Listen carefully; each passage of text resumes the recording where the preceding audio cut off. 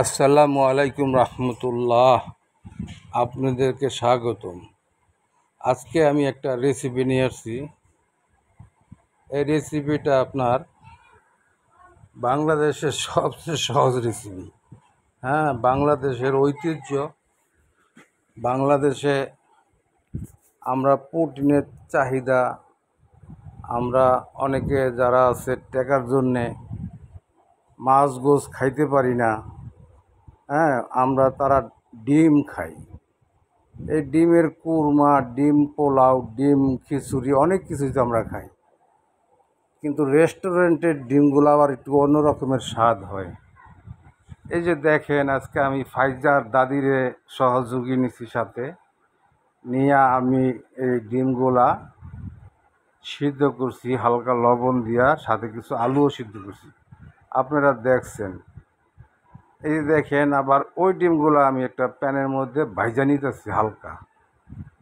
এই যে দেখেন, হালকা একটু হলুদ দিছি, এটা হোমমেড মশলা। আর একটু হচ্ছে আপনার, এর আগে আমি একটা দেশি মুরগির রেসিপি দিছি, তো ওইখানে আমি একটা মুরগির মশলা আনছিলাম, প্যাকেট মশলা, ওটার অর্ধেক দিছিলাম দেশি মুরগি, তার অর্ধেক ডিমে দিমু ব্যবহার করবো।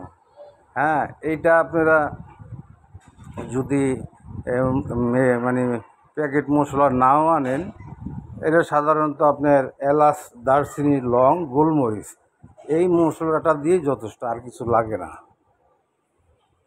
যে 6টা ডিমের একটা মশলার হিসাব আমি এই যে ভিতরে দিয়ে দিব। আপনার 1 চা চামচ গোলমরিচ দিবেন, সেটা মানে গুঁড়া গুঁড়া করে বাইটা দিবেন।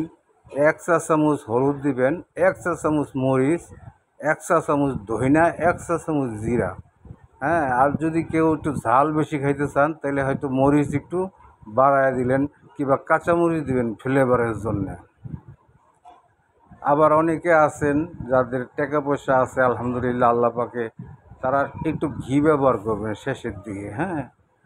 এই রেসিপিটা এই কারণে দিতেছি, এটা গার্মেন্টসের শ্রমিক বলেন, এই যে লেবার যারা আছে সবাই, এবং আমাদের মধ্যবিত্ত ফ্যামিলির যারা আছে সবাই এই রেসিপিটা, মানে এটা হাতের কাছে পাওয়া যায়। অনেক সময় বাজার নাই, আপনার দোকান থেকে কিছু ডিম আইনা সাথে সাথে পাক করা যায়। এই জন্যে রেসিপিটার ব্যাপারে আমি এত আগ্রহ। এই দেখেন, আমি 2টা তেজপাতা দিছি, আর বাকি মশলা তো আপনাদেরকে লিস্টই বলে দিলাম। হয়তো আমি দেওয়ার সময় পূর্ণাঙ্গভাবে আপনাদেরকে দেখাইতে পারিনি। এই যে হালকা বাচ্ছি আমি, অত মানে বেশি বাইজা লাল দেবো না, তাইলে আপনার ময় মশলাটা ভিতরে যায় না। আর এইটা হচ্ছে ডিমের ঝোল, আলু দিয়া ডিমের ঝোল। আর আলু তো এখন সস্তা, আমরা সবাই জানি।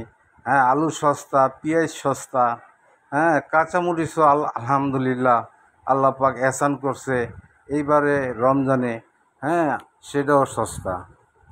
আপনারা অনেকে হয়তো ভাবতে পারেন যে কেঁচা কেঁচা কইরা, অনেকে কাঁটা চামচ দিয়ে খুঁজাইয়া ওটা কোরমা পাকাইলে করা যায়, অন্য কিছু পাকাইলে করা যায়, কিন্তু এইটা তো কাঁচামরিচ সহ দিয়ে একটা ঝাল ঝাল।